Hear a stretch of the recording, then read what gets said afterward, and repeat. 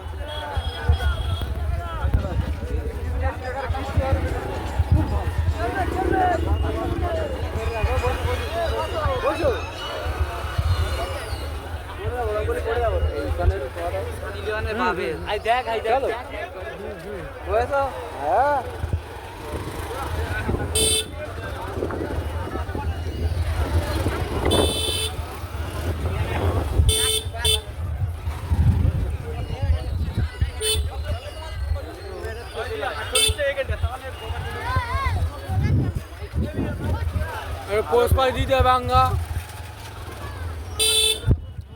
আমরা একটু পোস্ট দেবো।